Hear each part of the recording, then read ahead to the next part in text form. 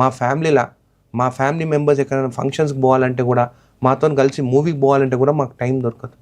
ఊరి నుంచి ఎవరైనా ఫోన్ చేసి బాధలు ఉంటే ఇంట్లో భార్య పిల్లలని ఇచ్చిపెట్టి పరిగెత్తుకుంటూ పోతాం. అట్లాంటిది ఇష్టం వచ్చినట్టు పొలిటీషియన్స్ పైన మాట్లాడతారా?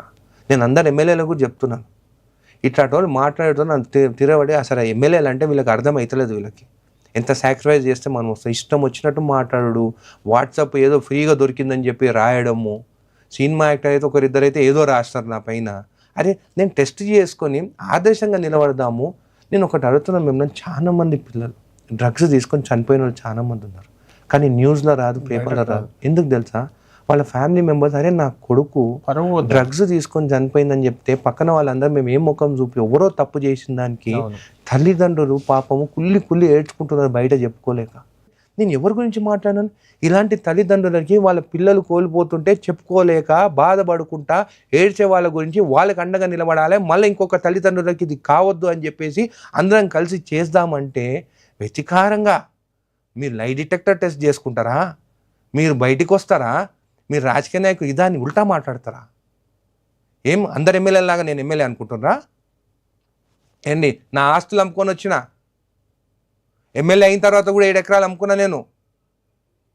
ఏం మాట్లాడుతున్నారు? మీరు ఏమేమి సంపాదించారో తీయమంటారా?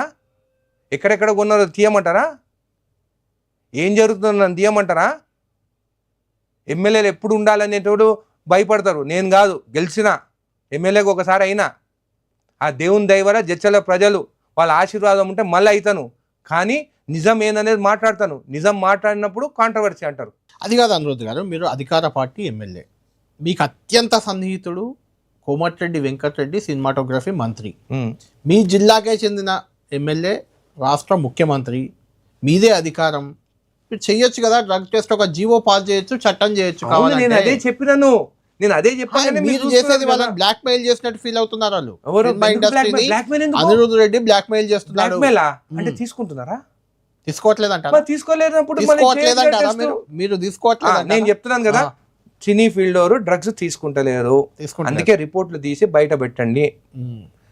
శ్రీరామచంద్రుడు సీతాదేవిని అగ్ని పరీక్ష ఎందుకు చేయించిండు? దేవుడు కదా, మనం పూజించే దేవుడు కదా. ఆయన ఏమని మెసేజ్ ఇచ్చిండు? మన మీద బలైన అబద్ధాలు కానీ ఏదైనా చెప్తే మనం ప్రూవ్ చేసుకొని మన ప్రజలకు చూపించాలనే మెసేజ్ మనకి ఇచ్చినాడు. ఇప్పుడు నేను అదే అంటున్నాను. ఇంకొకటి అనిరుద్ధ్ గారు, ఇక్కడ ఇంకొక అంశం కూడా ఉంది. డెఫినెట్గా మీరు అన్నదానికి అందరు ఎమ్మెల్యేలతో మాట్లాడి మేము రిప్రజెంటేషన్ అందరు ఎమ్మెల్యేలు కూడా నేను రిక్వెస్ట్ చేస్తున్నాను, మనం స్టాండ్ కావాలి. సీఎం గారికి మనం స్టాండ్గా నిలబడి ఇది మనం కూడా ఎమ్మెల్యేలు కానీ అందరం కానీ ఎవ్రీ 90 daysకి టెస్ట్ చేసుకోవాలని చెప్పి ఒక రిప్రజెంటేషన్ తయారు చేసి నెక్స్ట్ అసెంబ్లీలో రిక్వెస్ట్ చేస్తా.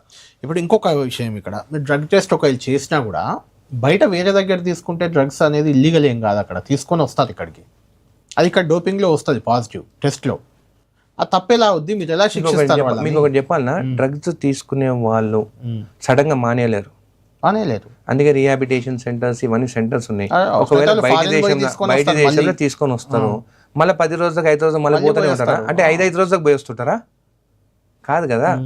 ఇక్కడ ఉంటే ఇమీడియట్గా మనకు తెలిసిపోతుంది. మనకి డ్రగ్ నుంచి దూరం అయితే వాళ్ళకి డెఫినెట్గా వాళ్ళకి ప్రాబ్లమ్స్ స్టార్ట్ అవుతాయి, హెల్త్ ఇష్యూస్ కానీ లేకుంటే సైకలాజికల్ ఇష్యూస్ డెఫినెట్గా తెలుస్తుంది. నేను ఒకటే రిక్వెస్ట్ ఏంటంటే, ఇంట్లో ఫ్యామిలీ మెంబర్స్ కానీ పేరెంట్స్ కానీ వాళ్ళు స్ట్రిక్ట్ విజిలెన్స్ చూస్తుండాలి. పిల్లలను కూడా చూసుకొని వాళ్ళు ఎక్కడ పోతున్నారు, నైట్స్ వాళ్ళు ఓటుతో తిరుగుతున్నారు, ఏం జరుగుతున్నారు వాళ్ళు కూడా నిఘా పెట్టి కంట్రోల్ చేస్తేనే కంట్రోల్. అంటే మీరు ఏంటి తెలంగాణలో ఆస్తులు ఉంటూ స్కూళ్ళు ఉంటూ మమ్మల్ని బెదిరిస్తారని ఏదో ఉద్యమకారులాగా బెదిరిస్తున్నారు కదా, అంటే ఆంధ్ర వాళ్ళు క్వశ్చన్ చేయలేదు అంటే మనని చీపా అని నువ్వు మా పైన ముఖాల పైన ఉంచితే కూడా తుడుచుకొని పోమంటారా? తెలంగాణ వచ్చి 2014